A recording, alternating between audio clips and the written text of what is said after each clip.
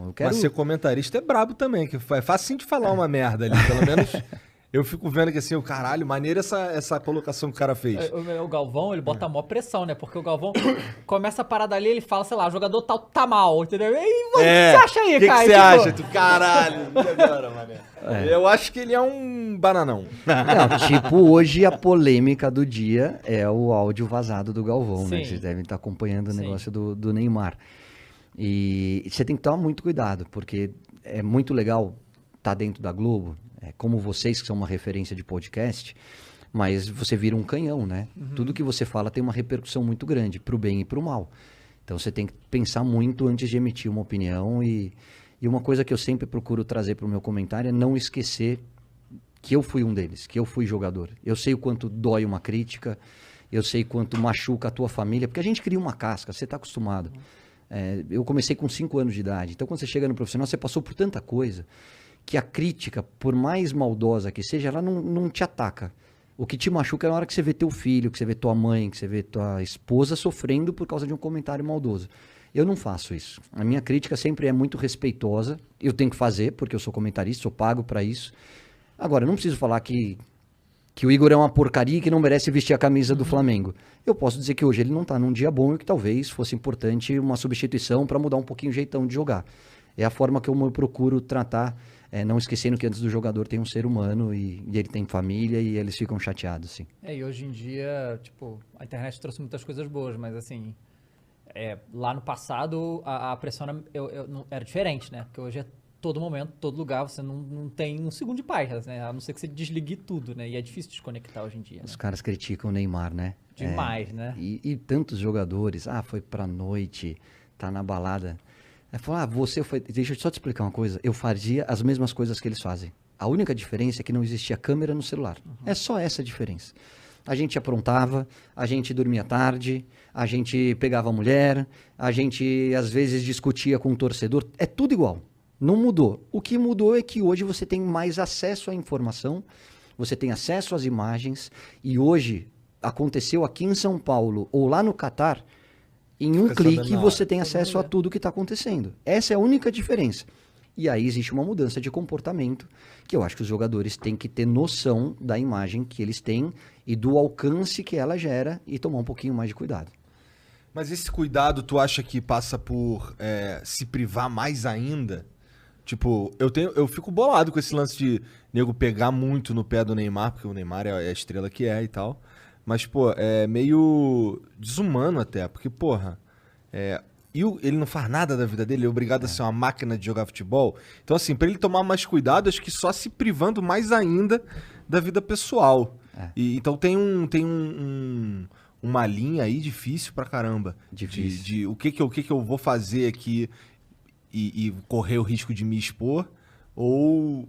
não vou fazer nada e você só uma máquina. Os caras enlouquecem também. Enlouquece. Só de trabalhar sem parar, tem que fazer alguma coisa. Você já conheceu algum jogador que fosse essa máquina, tipo assim, ele só joga bola e o foco dele total nisso e mais nada? Tem. Talvez o Cristiano Ronaldo hoje seja o grande exemplo disso. O Messi também. E aí eu acho que a comparação ela é um pouco maldosa. O Neymar é muito... O Neymar, o Messi, o Cristiano Ronaldo, o Mbappé, para mim, e talvez eu colocasse o De Bruyne aí nesse quinteto, são os maiores jogadores do mundo na atualidade. Acho até que o Cristiano Ronaldo e o Messi já num outro momento de carreira, e acho que hoje, tecnicamente, na parte técnica, o Neymar é o mais completo deles. Só que o Neymar tem essa rejeição por conta da imagem dele.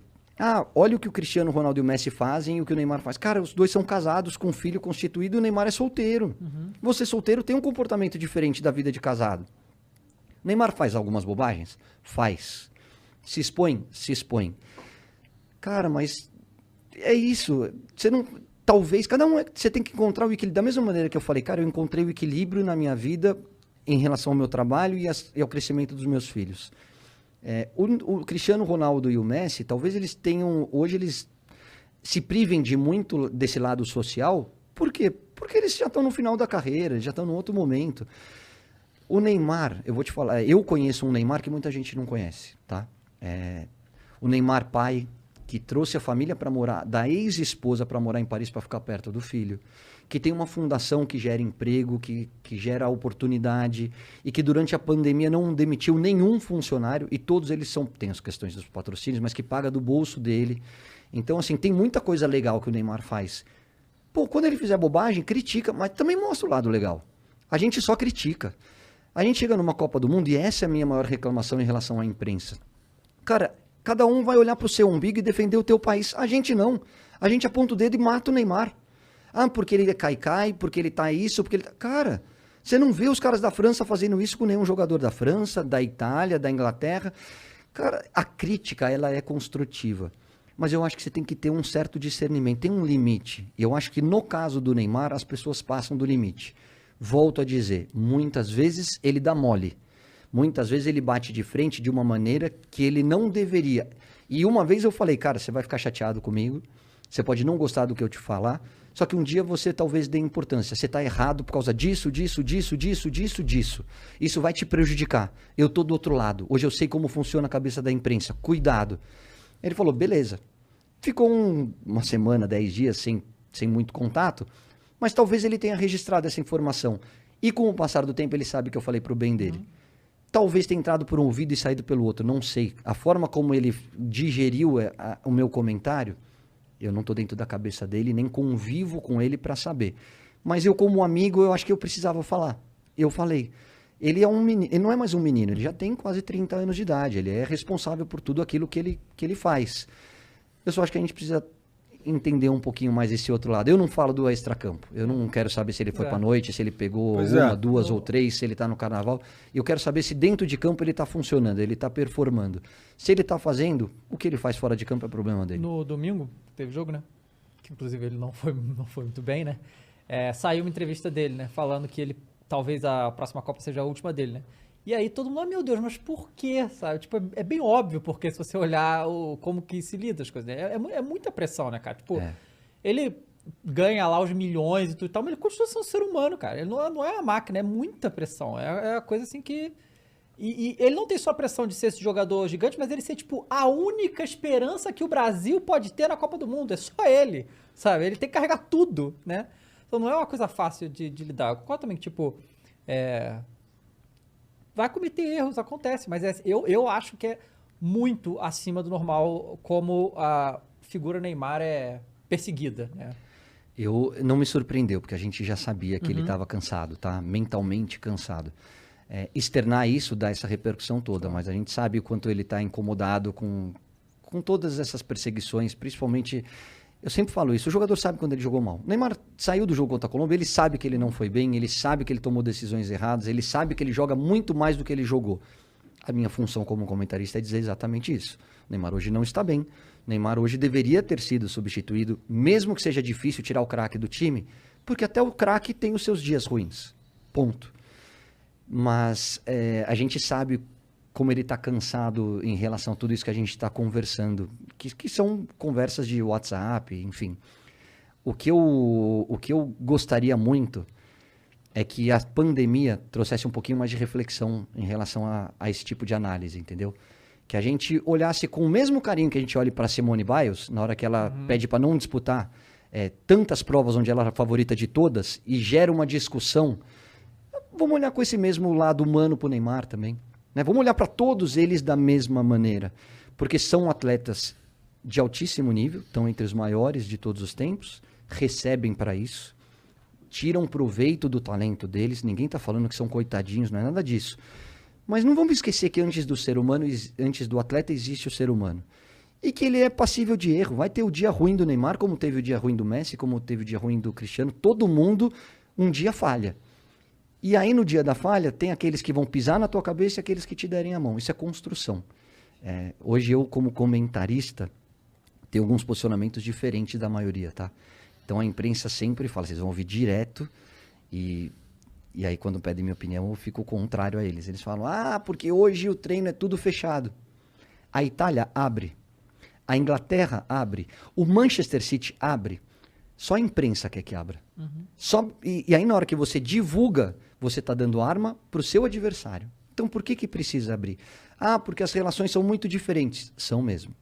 a minha relação, na minha época, a minha relação com a imprensa era muito mais aberta. A gente tinha muito mais proximidade com os jornalistas. Mas é uma construção.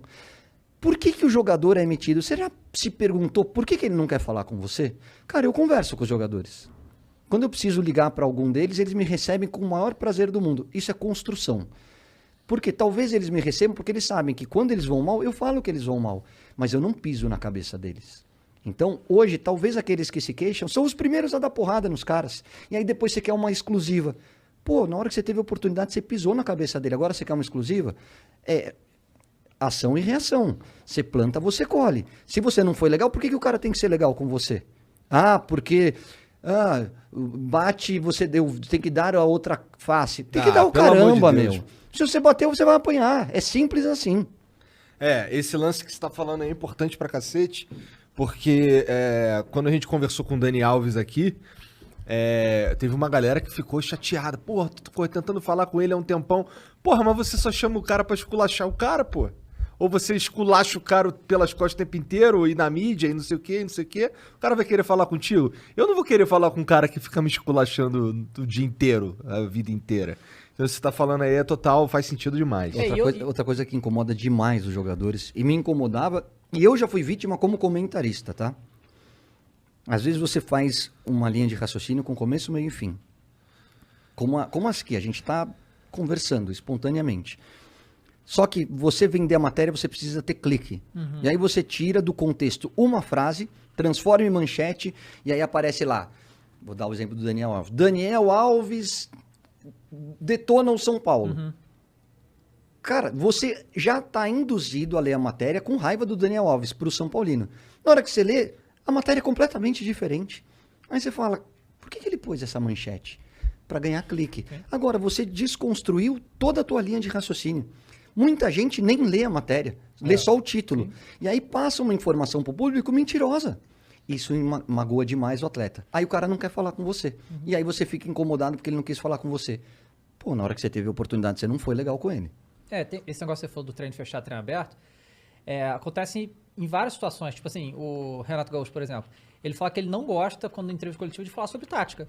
E, tipo assim, eu entendo, pelo menos já falei isso outra vez, que, tipo, ele falar sobre a tática do time dele é ele falar pros outros treinadores o que ele tá fazendo, deixando de fazer. Por que ele ia fazer isso, né? Não é muito comum o treinador falar também, né? Mesma questão dos jogadores lesionados. Ele segura, tipo, a informação é do departamento médico do Flamengo, a gente tem que saber quando o jogador vai se recuperar e tal, e, tipo, medir o que é divulgado, porque isso é munição pros outros times saberem o que tá acontecendo. Exato. Isso é óbvio, né? Isso é óbvio, tipo, ele falou que o André estava com a perna pesada, né? Tipo, jogou meio que no sacrifício. Tipo, outro time aí, o próximo jogo, o André com a perna pesada, vamos forçar ali em cima dele, já sai, né? Então, assim, mas muita parte da mídia não é que não entende isso, claro que entende, mas quer mesmo assim, né? Cada um defende o seu, né? Eu entendo o lado da imprensa. Eu só discordo da forma como eles se queixam de algumas